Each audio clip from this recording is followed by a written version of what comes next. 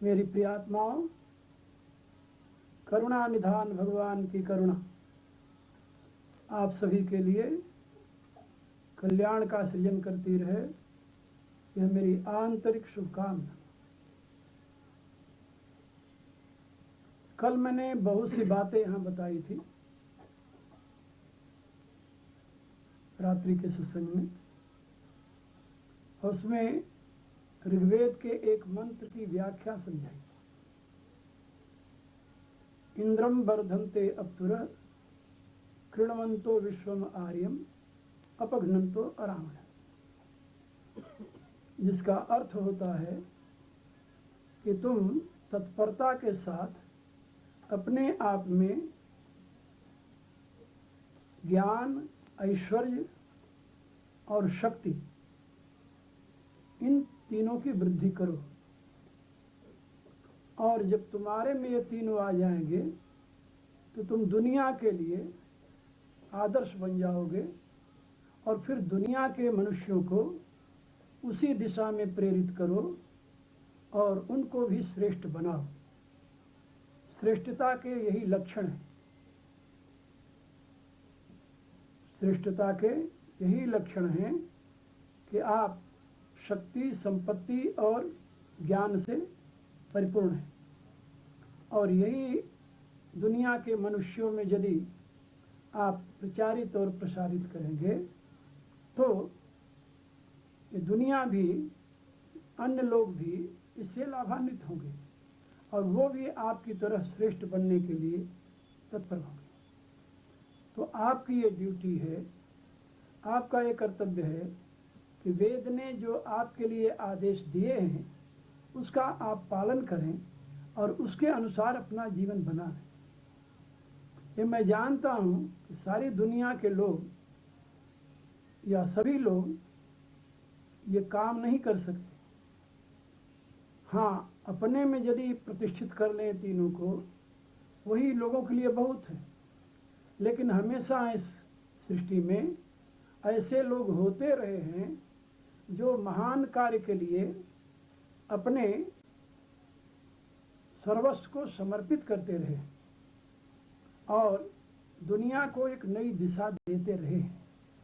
यदि ऐसे मनुष्य न होते तो आज धर्म समाज में जीवित न रहता, और न तो धर्म की कोई चर्चा ही करता।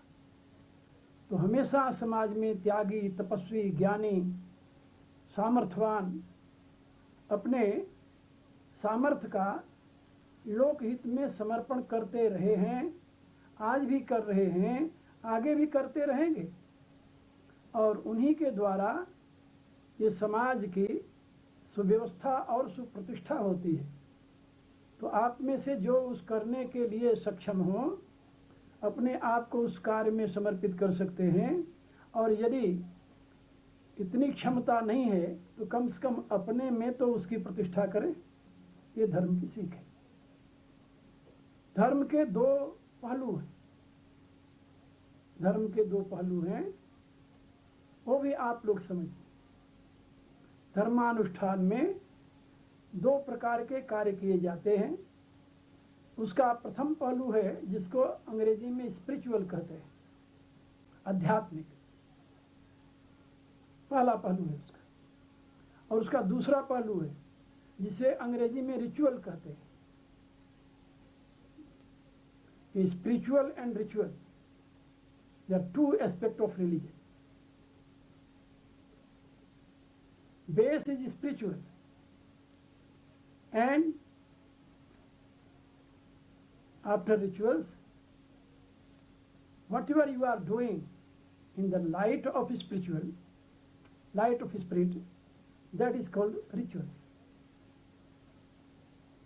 धर्म का मूल आधार तो अध्यात्म है।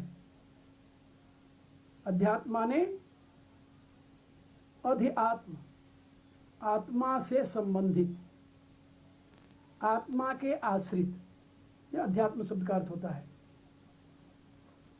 अधि माने आश्रय, आत्मा माने आत्मा। तो जो कुछ आत्मा के आश्रित है उसे अध्यात्म कहते हैं। और जब अध्यात्म के प्रकाश में आप क्रिया में प्रवृत्त होते हैं, अंग्रेजी में जिसे रिचुअल्स कहते हैं, हमारे यहाँ जिसे कर्म कहते हैं व कर्मकांड कहते हैं, तो कर्मकांड जो है वो यदि अध्यात्म के प्रकाश में हो तब तो हो जाता है कर्मयोग, और यदि अध्यात्म के प्रकाश में नहीं है, विषयों के आकर्षण से है, संसार के आकर्षण से है, तो वो बन जाता है कर्म भोग। तो आप कर्म भोगी न बने, कर्मयोगी बने। धर्म की यही सीख है।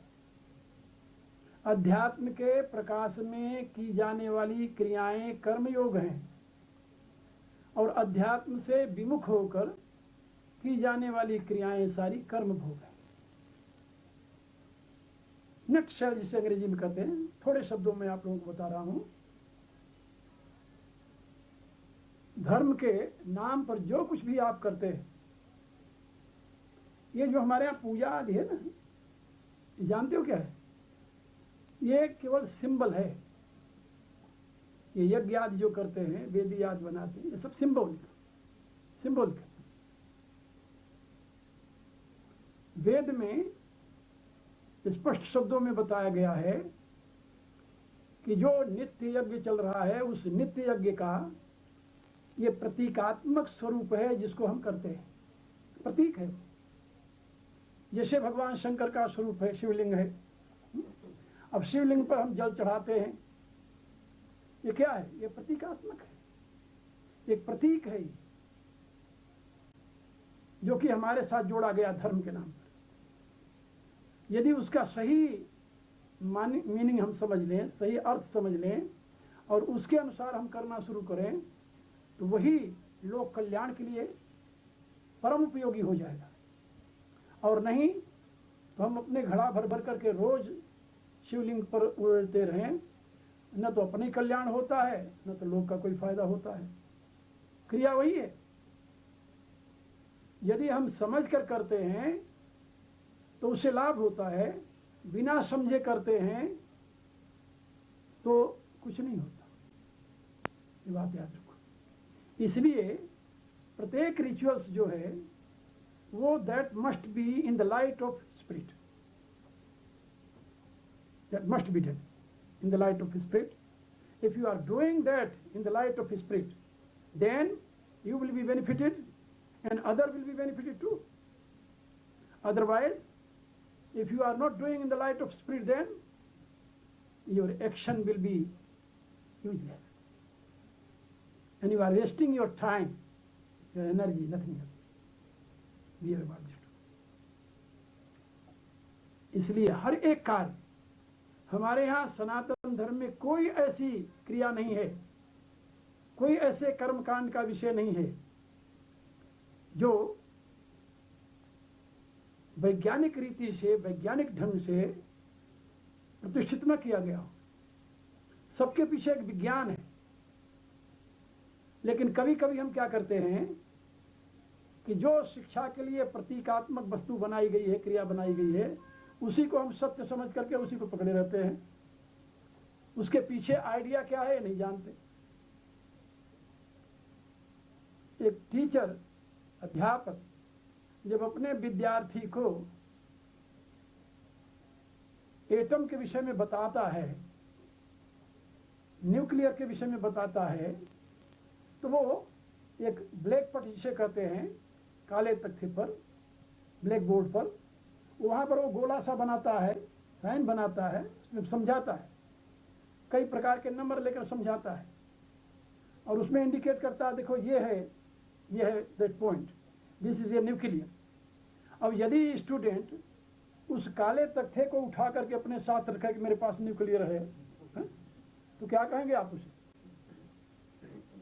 मूर्ख ही कहेंगे ना, समझदार तो नहीं कहेंगे। टीचर ने तो वहां केवल समझाने के लिए लिखा था, ये है वो। ऐसे ही ये जब सृष्टि प्रकट होती है, सृष्टि होती है, तो सृष्टि का प्रारंभ कैसे होता है जानते हो? एनर्जी जिसे कहते हैं, ऊर्जा जिसे कहते हैं, नेचर जिसे कहते हैं, वो अव्यक्त परमात्मा की जो शक्ति है, वो पहले परमात्मा के प्रकाश में, सुना होगा, नारायण जग गए आँख खोला तो प्रकृति में हलचल मच गई, प्रकृति प्रेग्नेंटेड हो गई, गर्भित हो गई, और गर्भित होकर के उसने एक पुत्र को जन्म दिया। वो पुत्र कौन है? हिरण्यगर्भ। वेद बताता है कि परमात्मा के दृष्टि खोलते ही प्रकृति में गर्भाधान हो गया, यानी प्रकृति प्रेग्नेंटेड हो गई और उसने एक पुत्र को जन्म दिया। कहने का अभिप्राय कि परम चैतन्य के प्रकाश में जब ये ऊर्जा, एनर्जी जो है एनलाइटेंड होती है, गर्भित होती है, इसमें गति होती है, और जब गति चलती है तो उसमें अनेक पिंड बन जाते हैं, गोले गोले, अंडाकार। वो अंडे इतने बड़े होते हैं, बड़े बृहद होते हैं, जिनको आप अपनी सीमा में माप नहीं सकते, इसलिए उनका नाम पड़ता है ब्रह्मांड। ब्रह्मांड माने बड़ा अंडा, अंडा माने अंडा ही होता है, याद रखना। तो ब्रह्मांड होता है बड़ा अंडा। अब वो ब्रह्मांड जो है वो पहला बीज है। अब बाद में उसमें गति होती रहती है, उस अंडे में गति से हीट पैदा होती है, ये तो आप लोग जानते हो, जहाँ गति होगी वहाँ हीट पैदा होगी। उस अंडे में गति से हीट पैदा होती है, और हीट जब पक जाता है तो टूट जाता है अनेक भागों में। जब वो अंडा टूटता है तो उसके टूटन जो है, उसके अंश जो है टूटे हुए, वो अनेक भागों में अलग अलग फिर गति करने लगते हैं। ये सुना है ना? और वही अंडा टूट करके एक भाग उसका छटक करके उससे दूर हुआ, ये पृथ्वी बन गई। ये भी धीरे धीरे मुंह करते करते गोली हो गई। वैसे उसका एक टूटन है अंडा, अंडे का, और उसका जो बड़ा भाग था वो सूर्य बन गया। ये सूर्य है, बात समझे? उसके और जो भाग थे वो सूर्य के साथ आकर्षण में लगे हुए ग्रह बन गए। ये सब सृष्टि का क्रम है। अब इस सृष्टि का प्रथम अभिव्यक्त रूप क्या है? वो बड़ा अंडा। आप कभी शिवलिंग को देखे ध्यान से, कैसा होता है अंडा का? ये ऋषि ने बताया कि ये तुम्हारे सृष्टि का प्रारंभ का ये स्वरूप है। और ये जो है, ये जो स्वरूप है, ये जो सृष्टि का क्रम है, जहां सृष्टि प्रारंभ हो रही है, ये कल्याण स्वरूप है। इसलिए उसका नाम क्या दिया? शिव। शिव माने कल्याण करता। सृष्टि क्यों हुई? कल्याण के लिए, जीवों के कल्याण के लिए। अब जीवों के कल्याण के लिए वो ब्रह्मांड अभिव्यक्त हुआ परमात्मा के प्रकाश में। अब आपको ये बताया गया कि ये शिवलिंग जो है ये सृष्टि का आदि रूप है, first manifestation of this creation, this projection in other word. आप समझे? अब आप उसकी पूजा करें। पूजा कैसे करें? अपने जीवन रूपी जल को समर्पित करें। ये आपका जो जीवन है उसी का एक अंश है, ये तो आप जानते हैं ना। इसी सूर्य से आपकी बुद्धि का जन्म हुआ है, आपकी बुद्धि में परमात्मा के प्रकाश से फिर बोध जागृत हुआ है, उससे अहम पैदा हो गया, उससे एक और अंडा बन गया। ये बात आप लोग भली भांत जानते होंगे कि जिस समय स्त्री और पुरुष का संयोग होता है तो सबसे पहले गर्भ में अंडा ही बनता है, जिसको सेल कहते हैं, समझे? और वही धीरे धीरे बढ़ता हुआ फिर उसी के अंदर मानव की आकृति बनने लगती है, उसके अंदर, और वो कवर बन जाता है। और उसी कवर को हमारे यहाँ क्या कहते हैं? जेर कहते हैं संस्कृत में। जब बच्चा पैदा होता है तो उसी कवर से निकलता है बाहर। यथोल्बे ना मृतो गर्भ, और उसको उल्ब कहते हैं संस्कृत में। बात समझे? ये सारा का सारा जो है हमारे यहाँ जो शिव की पूजा है, नारायण की पूजा है, आदि आदि, ये सब उसी सृष्टि क्रम के ऊपर प्रतिष्ठित है। आपने देखा होगा नारायण सोए हुए हैं, उनके नाभि से कमल निकल आया और कमल में ब्रह्मा बैठे हुए हैं। देखा ना चित्र? आप क्या नहीं जानते क्या कि हम सब उसी प्रकार से पैदा हुए हैं? हम आपकी उत्पत्ति कैसे हुई है? उसी कमल से पैदा हुए। जब बच्चा पैदा होता है तो नाल जो है ना, जिस नाल के ऊपर कमल खिला हुआ है, ब्रह्मा बैठे हुए, वही नाल मां के शरीर से लगा हुआ होता है। और आपके कहां होता है वो बच्चे, कहां होता है? नेवल में, यहां पर। और तब वो काटता है, बात हमारे यहाँ कहते नार काटना। हा? आज भी बच्चा उसी प्रकार से पैदा होता है जैसे सृष्टि के आदमी ब्रह्मा पैदा हुए। और जैसे ब्रह्मा कहा, यानी वो नाल कहां से पैदा हुआ? कमल। हा? वो पेट जिसको उदर कहते हैं, कुक्षी कहते हैं, और वहां चारों तरफ पानी पानी है और कुछ नहीं है, जलित होता है जो बच्चा पैदा होने से पहले निकलता है। आप देखिए, आपको पूरा बोध हो जाएगा कि अब नारायण कौन है। जिस तत्व के नाते, जिस तत्व से ये बच्चे का जन्म हुआ है, वो तत्व नारायण है। इसी रूप से जो आपके जीवन का मूल स्रोत है वो नारायण है। सृष्टि का मूल जो स्रोत है वो शिव है। आपको इसकी उपासना करने के लिए चित्र बना दिए गए कि आप इसको समझो, इसकी उपासना करो। लेकिन समझे तो नहीं, आपने तस्वीर रख दिया, दीप बत्ती जला दी, भगवान जय करे, बस ठीक है। हा? ना आप अपने को समझे, न शिव को समझे, न नारायण को समझे, न दुर्गा को समझे, किसी को नहीं समझे। अब ये प्रकृति है, परमात्मा की पराशक्ति का नाम दुर्गा है। इसके लिए कहते हैं शक्ति स्वतंत्रा परा। ये दुर्गा कौन है? वही एनर्जी, वही ऊर्जा जिसके 8 हाथ हैं। देखा दुर्गा के 8 हाथ।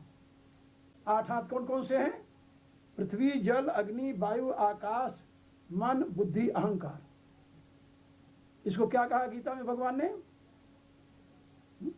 भूमिरापो अनलो वायु खम मनः बुद्धि एवच अहंकार इति में भिन्ना प्रकृति अष्टधा। ये अष्टधा प्रकृति का वैभव है सारा। और वही आपकी माँ है, वही जगत की माँ है। भगवान ने कहा तासाम ब्रह्म महद योनि अहम बीजः प्रदः पिता। इसलिए महत ब्रह्म जो मेरी प्रकृति है वो तो सबकी माँ है और मैं सबका बाप हूं। गीता के 14वें अध्याय में भगवान ने बताया तासाम ब्रह्म महद योनि। ये महद ब्रह्म जो है ये योनि है, ये माँ है। और अहम बीजः प्रदः पिता, और मैं उसमें बीज प्रदान करने वाला पिता हूं, बाप।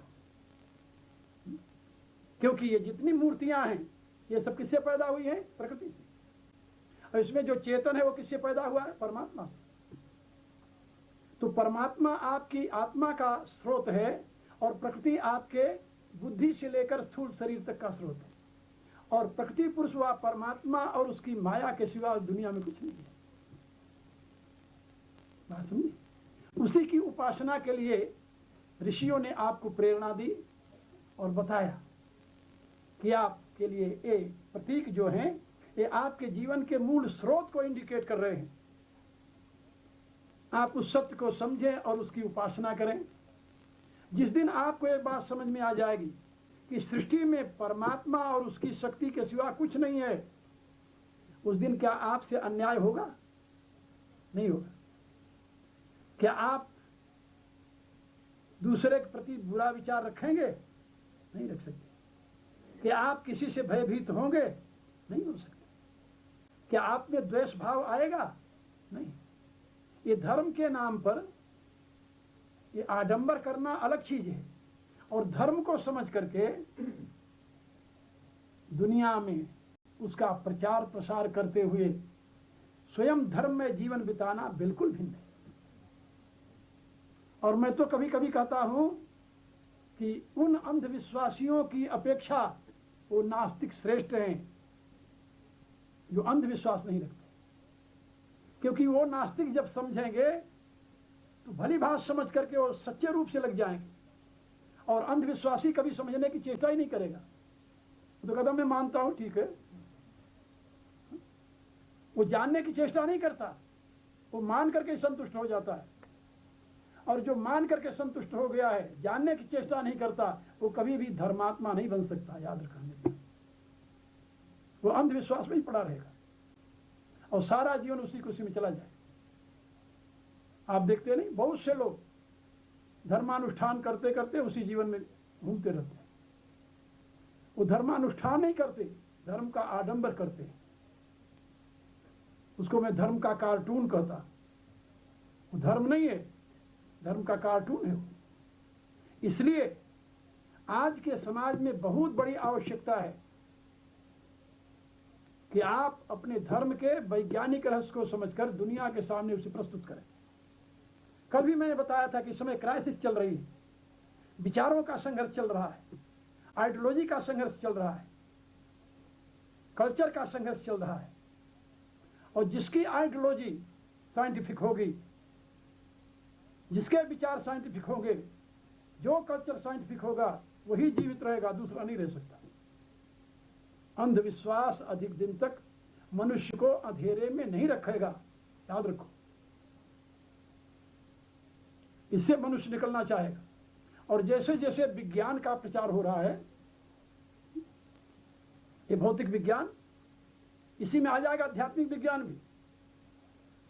क्योंकि मैं इसको भली भांति जानता हूं कि एक वैज्ञानिक आखिर में फिलोसफर बनता है और फिलोसफर आखिर में वैज्ञानिक बन जाता है। क्योंकि फिलॉसफी को वो जब प्रैक्टिकल में लाता है तो वैज्ञानिक होता है, और अपने प्रैक्टिकल एक्सपीरियंस को जब थ्योरी देता है तो फिलोसफर बन जाता है।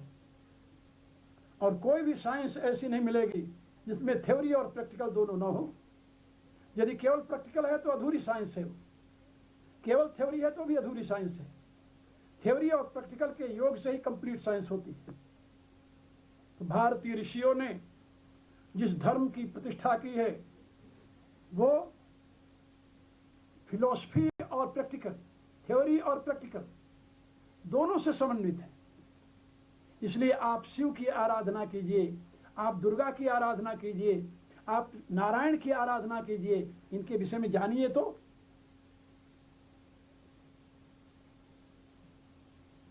यदि जानते नहीं हैं, केवल मान करके उसको कर रहे हैं, तो आप करते रहिए, परिणाम क्या होने वाला भगवान जाने। इसलिए अर्जुन ने एक प्रश्न कर लिया गीता के 17वें अध्याय में। क्या कहा? कहा कि हे प्रभु, जो सही माने में शास्त्र को नहीं समझे लेकिन श्रद्धा के द्वारा वो उपासना में लग गए, उनकी श्रद्धा कौन सी कही जाएगी? सात्विक है या राजसिक है या तामसिक है? ये शास्त्रम विधिम उत्सृज्य यजन्ते सद्यानुता तेषाम निष्ठा तु का कृष्ण सत्यमाहो रजस्तम। शास्त्र की वृद्धि को नहीं जानते हो, उनको पता ही नहीं है, और श्रद्धा के द्वारा वो लगे हुए हैं। उनकी कौन सी निष्ठा कही जाएगी? सात्विक है या तामसिक है या राजसिक है? तो भगवान ने उपदेश में कहा कि याद रखो, यदि सात्विक श्रद्धा होगी तो उसे शास्त्र के प्रति प्रेरित करेगी, अवश्य प्रेरित करेगी। इसीलिए भगवान ने कहा सत्वानुरूपा सर्वस्य श्रद्धा बोध भारत श्रद्धा मयो अयम पुरुष यह श्रद्धा सएव। का ये पुरुष श्रद्धा में है। श्रद्धा 3 प्रकार की होती है, सात्विक, राजसिक और तामसिक। और जिसकी जैसी श्रद्धा है वह वही है। श्रद्धामयो अयम पुरुष श्रद्धामय अस्ति। यह मनुष्य जो है यह श्रद्धा में है। श्रद्धा माने सत को धारण करने वाली बुद्धि। श्रद्धा माने फेथ नहीं होता, याद रखना। श्रद्धा का अर्थ फेथ करना ये गलत है, भाषा की दृष्टि से गलत है। श्रद्धा माने फेथ नहीं, श्रद्धा माने सत्य को धारण करने वाली शक्ति, बुद्धि। अब बुद्धि कौन सी सत्य को धारण करेगी? सात्विक बुद्धि करेगी या राजसिक या तामसिक करेगी? तामसिक बुद्धि तो उल्टा सोचेगी। वो खूंट में उसने भूत देख लिया, क्या समझे? हाँ, खुद जानते हो ना, इन कटा हुआ पेड़ जो है केवल पड़ा खड़ा था रास्ते में और उसने दूर से देखकर चिल्लाया कि भूत खड़ा हुआ है।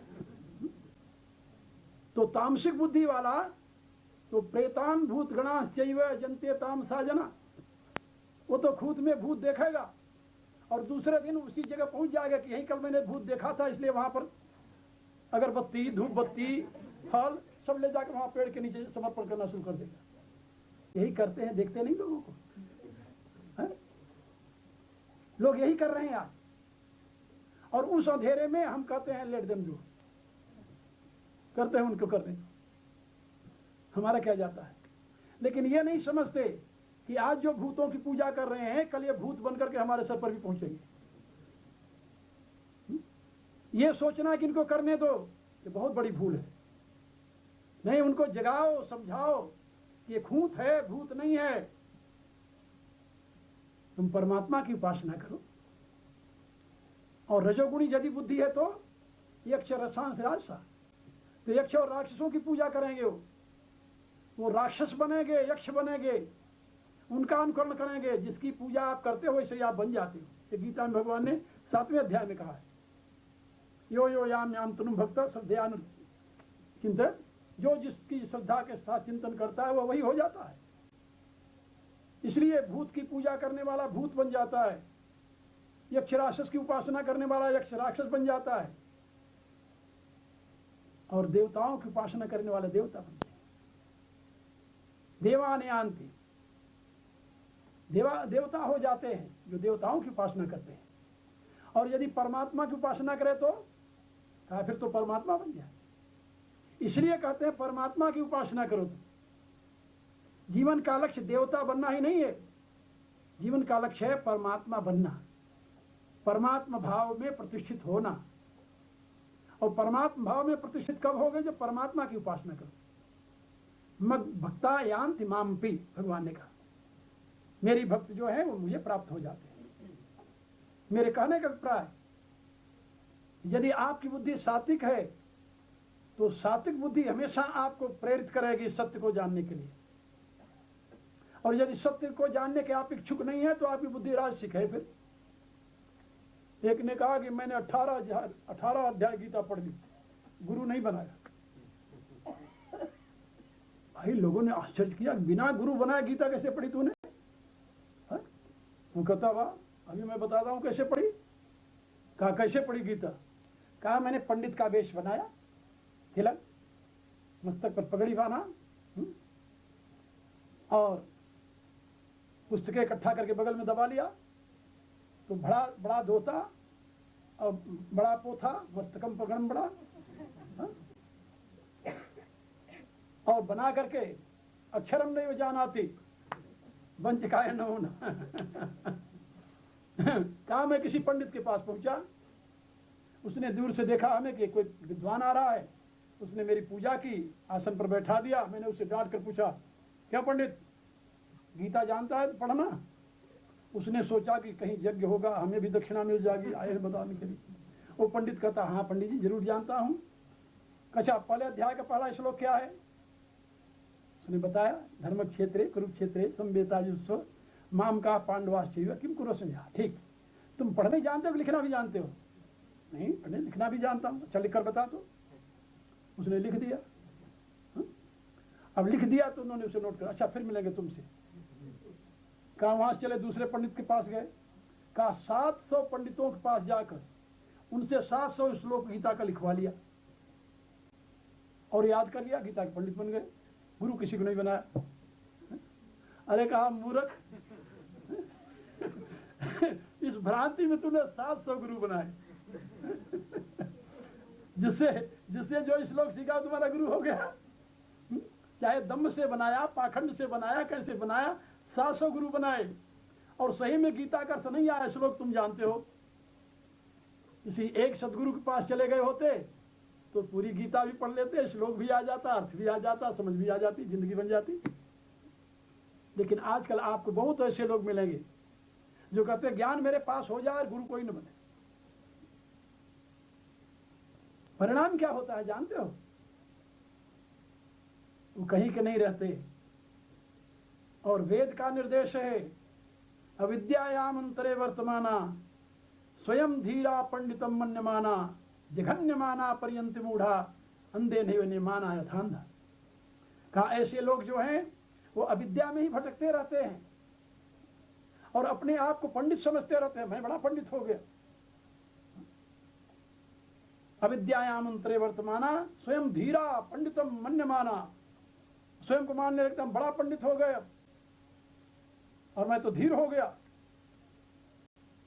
वेद कहता है जघन्यमाना पर्यंत मूढ़ा, का ऐसे जघन्य लोग हैं, पतित लोग हैं और मूढ़ हैं वो, और जो उनका अनुकरण करता है उसकी वही गति होती है। अंधे नैव निमाना यथा अंधा, जैसे एक अंधे ने दूसरे अंधे की लाठी पकड़ी, कहता है मेरे पीछे पीछे चले आओ, और जब वो कुएं में गिरा तो उसके साथ दूसरा भी गिर गया। ये स्थिति होती है। इसलिए मैं आप लोगों से बता रहा था कि धर्म को समझने के लिए अच्छे ग्रंथों का अध्ययन करना चाहिए, स्वाध्याय करना चाहिए। और यदि आप सनातन धर्म को समझने वर्तमाना स्वयं धीरा पंडितम मन्यमाना, स्वयं को मानने लगता हम बड़ा पंडित हो गए और मैं तो धीर हो गया। वेद कहता है जघन्यमाना पर्यंत मूढ़ा, का ऐसे जघन्य लोग हैं, पतित लोग हैं और मूढ़ हैं वो, और जो उनका अनुकरण करता है उसकी वही गति होती है। अंधे नैव निमाना यथा अंधा, जैसे एक अंधे ने दूसरे अंधे की लाठी पकड़ी, कहता है मेरे पीछे पीछे चले आओ, और जब वो कुएं में गिरा तो उसके साथ दूसरा भी गिर गया। ये स्थिति होती है। इसलिए मैं आप लोगों से बता रहा था कि धर्म को समझने के लिए अच्छे ग्रंथों का अध्ययन करना चाहिए, स्वाध्याय करना चाहिए। और यदि आप सनातन धर्म को समझना चाहें, उसके ग्रंथों को पढ़ें। मूल ग्रंथों को नहीं समझ सकते, उसकी व्याख्याएं की गई हैं, उसको पढ़िए। उससे आपको एक नई दिशा मिलेगी, नई चेतना मिलेगी, नया उत्साह मिलेगा। और यदि आपको ज्ञान प्राप्त हो जाए तो अब आपकी ड्यूटी बनती है कि उस ज्ञान को आप दूसरे तक दीजिए। वेद का निर्देश है, स्वाध्याय प्रवचनाभ्याम न प्रमदितव्य, कहा स्वाध्याय और प्रवचन में प्रमाद कभी नहीं करना चाहिए। स्वाध्याय माने अपना अध्ययन करना, प्रवचन माने दूसरों को बताना, जो तुम जानते हो उसको दूसरों को बताओ। इसमें प्रमाद मत करो, तभी तुम जो ज्ञान प्राप्त किए हो उस दाता के प्रति अपनी कृतज्ञता व्यक्त कर सकते हो। क्योंकि ज्ञान का मूल्य पैसे से नहीं चुकाया जाता। पैसे से आप किताबें तो खरीद सकते हैं बहुत सी, लेकिन ज्ञान नहीं खरीद सकते दोस्त, याद रखिए। ज्ञान तो किसी गुरु के द्वारा ही मिलता है, जो उस ज्ञान का अधिकारी है, जिसका उस ज्ञान के ऊपर पूरा कमांड है, उसी से तुम्हें ज्ञान मिलेगा। और यदि तुम ये सोचो कि उसने ज्ञान दिया, मैंने उसे पैसा दे दिया, वर्तमान के जैसे ट्यूटर होते हैं ना, हाँ? ट्यूटर होते हैं, ट्यूशन पढ़ने जाते हैं बच्चे, उनको पैसे देते हैं, उनसे पढ़ लेते हैं और बाद में कह देते हैं बाय बाय, तुम कौन हम कौन। तो सोचते हैं हमने पैसा दिया, उसने हमें पढ़ा दिया, कौन सा उपकार किया है। लेकिन ज्ञान पैसे से नहीं खरीदा जा सकता।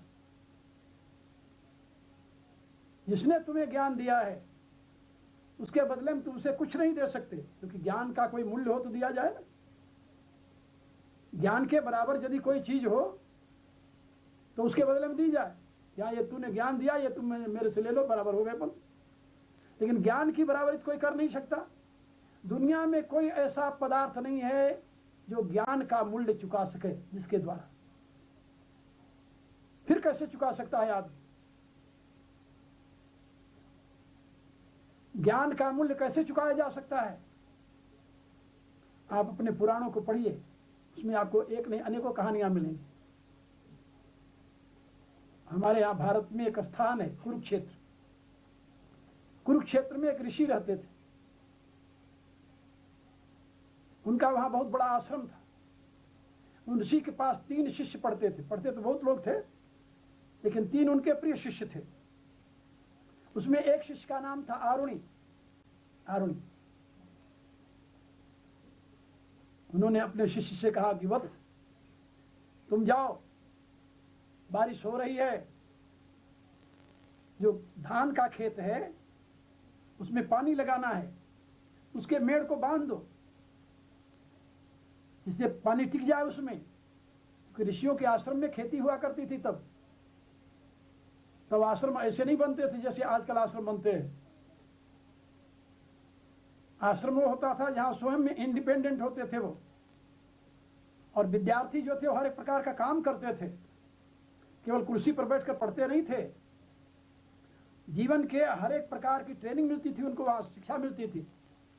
गुरु ने आरुणि से कहा कि वत्स जाओ तुम, बारिश हो रही है, मेड़ बांध दो, और मेड़ बांधने के पश्चात पानी रुक जाएगा धान में, धान ठीक हो जाएगा, तुम चले आना। आरुणि गया मेड़ बांधने। पानी रोकना है, गुरु की आज्ञा है। बड़ी कोशिश की उसने मेड़ बांधने की, लेकिन पानी इतना जोर जा रहा था कि रुका नहीं। अब उसने सोचा अब क्या करूं, पानी रोकना है गुरु ने कहा है। वो स्वयं वहीं लौट गया, स्वयं मेड़ के नीचे लौट गया और लौट करके पानी रोक दी। पानी रुक गया, वहीं लेटा हुआ है वो। रात्रि हुई, जब सब सोने जाने लगे तो गुरु ने पूछा आरुणि कहाँ है। कहा गुरुदेव आपने भेजा था उसे धान का मेड़ बांधने के लिए, वो तो आया नहीं तब से। अरे कहा तुम लोग जाओ ढूंढो ना कहाँ है वो। और शिष्य जो थे वो मशाल लेकर के ढूंढने लगे उसे, कहीं नहीं मिला। वहां कहीं हो तो मिले। फिर गुरु को जब पता चला कि आरुणि नहीं मिला, उन्होंने स्वयं मशाल उठाया और चल दी। उनके पीछे शिष्य चल पड़े। वहां गए, धान के खेत में आवाज लगाई, बेटा आरुणि कहाँ है, बेटा आरुणि कहाँ है। आरुणि उस नीचे से बोला, गुरुदेव मैं यहां हूं। कहा वहां क्या कर रहा तू। जब गुरु गए देखा तो मेड़ पर लौटा हुआ था और पानी रुका हुआ था। कहा गुरुदेव आपने कहा था कि पानी रोकना है, मैंने बड़ी कोशिश की मिट्टी रखकर पानी रोकने की, नहीं रुका, तो आपकी आज्ञा का पालन करनी था, पानी रोकनी था, तो मैं स्वयं लेट गया। अरे कहा तुम कब तक ऐसे लेटे रहोगे। कहा जब तक पानी रुका रहेगा। आप जरा सोचिए, ऐसे आज्ञा पालक गुरु के शिष्य के प्रति गुरु की क्या दृष्टि हो सकती है। और वह आरुणि हमारे यहाँ उपनिषद का महर्षि बना। उसके नाम पर एक विद्या प्रचलित हुई जिसको कहते हैं आरुणि विद्या। बृहदारण्यक उपनिषद में उस आरुणि विद्या की महिमा है। तो मैं आप लोगों को ये बता रहा था कि जब किसी सदगुरु के पास जाकर के उसकी आज्ञा का पालन करते हुए उसके दिए हुए ज्ञान को आप समाज में पहुंचाते हैं, वितरित करते हैं, तभी उसके ऋण से ऋण होते हैं, अन्यथा नहीं हो सकते। एक ही उपाय है ज्ञान के ऋण को उतारने का।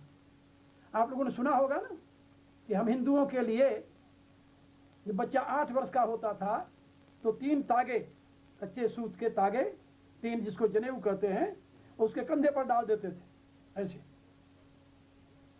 वो तीनों जनेऊ के तागे जो थे वो 3 ऋण को याद दिलाते थे, देव ऋण, पितृ ऋण, ऋषि ऋण।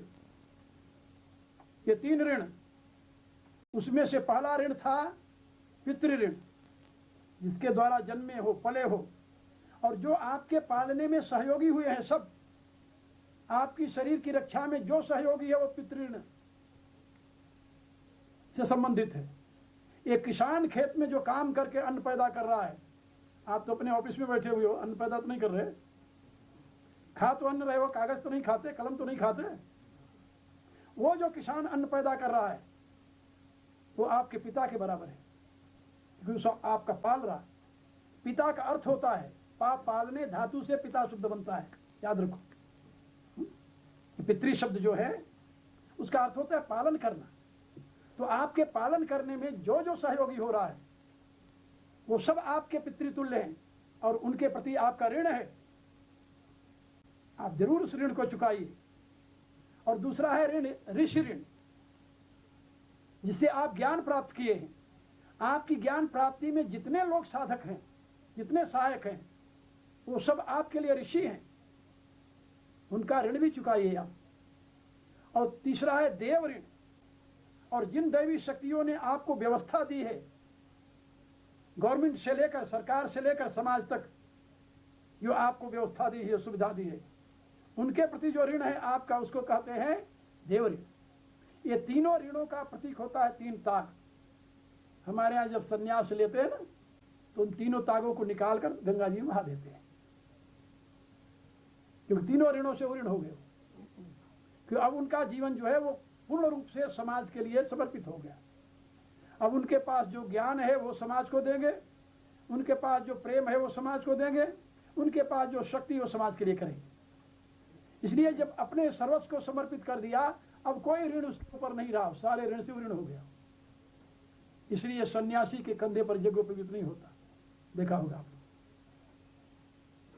मेरे कहने का अभिप्राय कि आपका धर्म आपको आइसोलेट होना नहीं सिखाता। आइसोलेट माने अपने आप को अलग थलग रखना, यह नहीं सिखाता। वो आपको यह सिखाता है कि आपको जो मिला है वो समाज में समर्पित करो। हाँ, यदि आपको ऐसा लगता है कि आप में इतनी क्षमता नहीं है, तो या तो आप क्षमता को प्राप्त करने का प्रयत्न करें, और नहीं तो जिस बात की क्षमता है उतना तो करें, अपने जीवन में उसकी प्रतिष्ठा करें, अपने आसपास में उसकी प्रतिष्ठा करें, या जो लोग ऐसा कर रहे हैं उनकी मदद करें आप जिस प्रकार से कर सकते हो। यदि आप ऐसा करने में तत्पर हैं, सक्षम हैं, तो आप अपने धर्म का निर्वाह कर रहे हैं। अन्यथा आप कितने भी सात्विक क्यों न हो। एक सज्जन मेरे पास आए, उन्होंने कहा, महाराज मैं तो बहुत सात्विक आदमी हूं, मैं मांस नहीं खाता, मदिरा नहीं पीता, मैं कोई गलत काम नहीं करता, किसी को मैं दुख नहीं पहुंचाता, फिर भी पता नहीं क्यों मैं दुखी रहता हूं। मैंने उससे कहा, विनोद में कहा, बुरा नहीं मानना, हम कहा यार देख, गधे को भगवान ने सींग नहीं दी, दिए क्या? नहीं है ना, वो किसी को सींग नहीं मारता, और शुद्ध शाकाहारी है बेचारा, घास के सिवा कुछ नहीं खाता, और जितना उसके पीठ पर लाद दो वो चू नहीं बोलता, लेकर चलता रहता।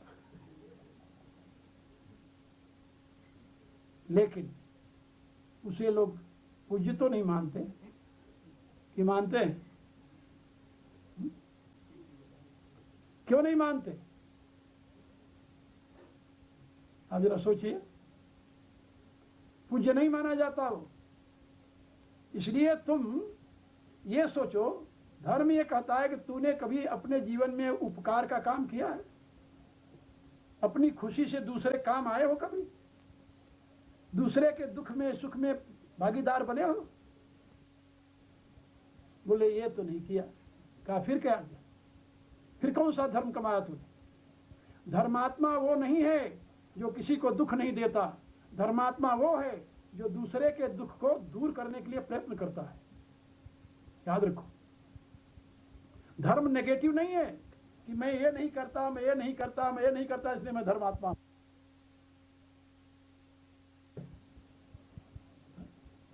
किसी निर्बल की रक्षा करना धर्म है। निर्बल को पीड़ा नहीं पहुंचाते, तुम बहुत अच्छी बात करते हो, लेकिन किसी निर्बल की रक्षा करने के लिए अपने आप को लगाया, बोले वो तो नहीं किया, तो फिर कैसे धर्मात्मा बन गए तुम? धर्म जो है वो पॉजिटिव है, वो क्रियात्मक है, नकारात्मक नहीं है। याद रखो। इसलिए उस धर्म को समझने के लिए, जानने के लिए, उस धर्म में अपनी आस्था बनाए रखने के लिए जो कुछ कर सकते हो उसको करने में तत्पर रहो हमेशा। यदि तुम ऐसा नहीं करते तो धर्मात्मा नहीं बन पाओगे। याद रखो, religion is not negative, that is positive. You must try to do something for others. If you are not harming others, you are not a religious person. But if you are helping others, then you are a religious person. Religion always demands your action. Religion always demands your generosity. Religion always demands your devotion. You don't think that you are not harming others due to that you are a religious person. No. If you are helping others, If you are not giving pain to others, you are not religious. If you are giving happiness to others, then you are a religious person. Religion is not negative but positive. That is not inactive but active. And try to follow that ideology in the light of wisdom, in the light of pure knowledge, in the light of supreme consciousness. Whatever you have, must try to devote this human society. And first you should try to serve human society, and after that, such kind of feeling will come in your own life, and you will realize that all souls are my own soul. Okay? Gita indicated, Sarva Bhut Hite Rata, not only human being, Sarva Bhut Hite Rata. संपूर्ण प्राणियों के हित में जो लगा हुआ है वो महात्मा है. छिन्नद्वैधायतात्मान सर्वभूत हितेरता लभन्ते ब्रह्म निर्वाणम ऋषिया क्षीण कल्मषा. उसकी व्याख्या है, लभन्ते ब्रह्म निर्वाणम ऋषिया क्षीण कल्मषा. क्षीण कल्मषा ऋषिया, pure minded seers achieve godhood. And how they are leading their life? Chinnadvaitha. They have no doubt in their mind. Their mind become doubtless.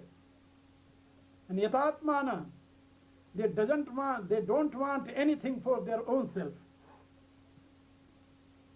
They are perfectly detached and Sarvabhut Hiterata, they are engrossed their own energy and their own life for welfare of all beings. ये धर्म का स्वरूप है my dear. इस धर्म के अनुष्ठान से ही आप अपने लिए और विश्व की मानवता के लिए उपयोगी सिद्ध हो सकते हैं.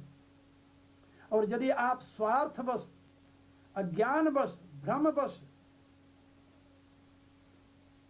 अहंकारवश और मोहवश अपने जीवन को धर्म के रास्ते से हटाकर केवल अकेले सुखी होने की कामना करते हैं, anything for their own self, they are perfectly detached and Sarvabhut Hiterata, they are engrossed their own energy and their own life for welfare of all beings. ये धर्म का स्वरूप है माय डियर. इस धर्म के अनुष्ठान से ही आप अपने लिए और विश्व की मानवता के लिए उपयोगी सिद्ध हो सकते हैं. और यदि आप स्वार्थवश, अज्ञानवश, भ्रमवश, अहंकारवश और मोहवश अपने जीवन को धर्म के रास्ते से हटाकर केवल अकेले सुखी होने की कामना करते हैं, तो याद रखिए सुख आपके नसीब में कभी नहीं मिलने वाला.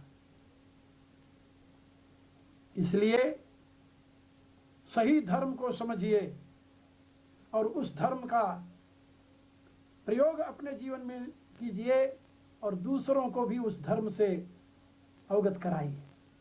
इसी में आपका कल्याण है, इसी में आपके समाज का कल्याण है. हम हिंदुओं की बहुत बड़ी भूल रही है, बहुत बड़ी भूल. उस भूल को मैं अनुभव करता हूँ कभी कभी, और जहाँ हमारे महात्माओं का विशाल संगठन होता है वहाँ भी हम ये कहते हैं उन लोगों से कि हमारी बहुत बड़ी भूल रही है कि अब तक हम अपने धर्म को एक्सक्यूज करने में लगे थे, अपने आप सीमित करने. ये मंत्र नहीं बोलना, नहीं पाप लग जाएगा, ऐसे नहीं करना, नहीं पाप लग जाएगा. गीता बताती है जब तुम धर्मात्मा बनोगे तुम अपने आप में विस्तार को प्राप्त करोगे. लेकिन हमने क्या सोचा कि धर्मात्मा वह है जो अपने आप में सुखड़ा हुआ हो. हाँ, ये किसी को नहीं छूते, बड़े धर्मात्मा हैं. ये बिल्कुल अलग रहते हैं, किसी को मिलते नहीं, बड़े धर्मात्मा हैं. ये बहुत बड़े महात्मा के 6 महीने में एक बार बाहर निकलते हैं. वाह, ये बड़े महात्मा की कहने का अभिप्राय कि इस प्रकार की भ्रांतियां हमारे धर्म को सिकोड़ करके और एक सीमा में बांध कर दी, और दुनिया के वे लोग जिनके पास धर्म की सही थिंकिंग नहीं है, वो अपने धर्म को सारी दुनिया में फैला चुके। और हमारे पास जो निधि है धर्म के नाम पर, जो अमूल्य निधि है, हमारे ज्ञान का भंडार है, उसको हम अपने तक सिकोड़े बैठे रहे। और उसका परिणाम यह है कि सबसे प्राचीन धर्म सनातन धर्म है, उसके अनुयायी आज मुश्किल से 1 अरब लोग मिलेंगे इस 6 अरब की आबादी में। क्या हमारी स्थिति है? और हमसे ज्यादा तो संख्या उनकी है जिनके पास धर्म नाम की कोई चीज नहीं, जो जाहिल लोग हैं, जिसको आप इस्लाम के अनुयायी कहते हैं। यहां आज भी स्त्रियों को, जानते हो कि नहीं, स्त्रियों को मॉस्क में जाने की इजाजत नहीं है, पुरुषों के साथ वहां खड़े होकर के प्रार्थना करने की इजाजत नहीं है, नहीं है। आज भी वो मानते हैं कि स्त्री तो पुरुष के लिए भोग की सामग्री है।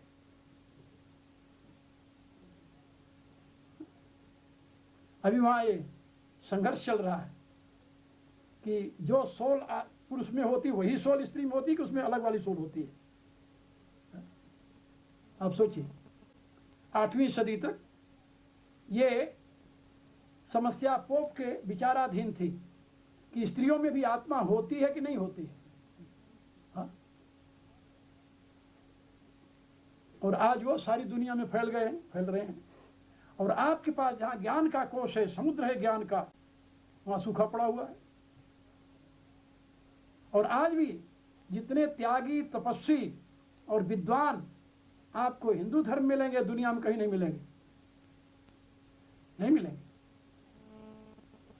लेकिन हिंदू धर्म सिकुड़ता जा रहा है और दुनिया लोग फैलाते जा रहे हैं। सिकुड़ता क्यों जा रहा है जानते हो? कि हम नहीं चाहते कि इसको दुनिया में फैलावे, हम इसको छुई मुई बना रखें। छू ले गया तब धर्म भ्रष्ट हो गया, चला गया तब धर्म भ्रष्ट हो गया, आ गए तब धर्म भ्रष्ट हो गया, धर्म भ्रष्ट ही होता रहता है। और उससे पूछो कि यदि तुम्हारा धर्म इतना नाजुक है, धर्म होता है, फेंक दो उसे। क्या करना है ऐसे धर्म को लेकर के? जो किसी के छूने से भ्रष्ट होता हो, किसी के आने जाने से भ्रष्ट होता हो, कहीं चले जाने से भ्रष्ट होता हो, ऐसे धर्म क्या जरूरत है मनुष्य को? धर्म तो मनुष्य के विस्तार के लिए है, न कि संकोच के लिए। लेकिन सदियों से हम इस भ्रांति में पड़े हुए हैं। अब समय आ गया है कि इस भ्रांति से मुक्त होकर के इस शाश्वत सनातन धर्म के गौरवपूर्ण स्वरूप को विश्व के सामने प्रस्तुत किया जाए। हम इसी में लगे हुए हैं और हमें सफलता मिल रही, हमें संतुष्टि है। मैंने 45 वर्षों के अपने इस प्रचार कार्य में इसमें पूरी संतुष्टि पाई। दुनिया के बहुत से देशों में घूम करके और सैकड़ों विश्वविद्यालयों में भ्रमण करके, बोल करके मैंने अनुभव किया है कि लोग अब इसको समझने के लिए लालायित है। यदि आप स्वयं इसका अनुकरण करें और दूसरों को इसकी सीख दें तो आपके लिए भी कल्याणकारी होगा, दूसरों का भी हित होगा। इन्हीं शब्दों के साथ बहुत बहुत आशीर्वाद देते हुए, अनंत मंगल कामनाएं व्यक्त करते हुए मैं अपनी वाणी को विराम दूंगा। मेरे साथ प्रार्थना कीजिए। तो सुखिनः सर्वे सन्तु निरामयाः, सर्वे भद्राणि पश्यन्तु, मा कश्चित् दुःखभाग् भवेत्। ओम पूर्णमदः पूर्णमिदं पूर्णात् पूर्णमुदच्यते पूर्णस्य पूर्णमादाय पूर्णमेवावशिष्यते। ओम शांति शांति शांति।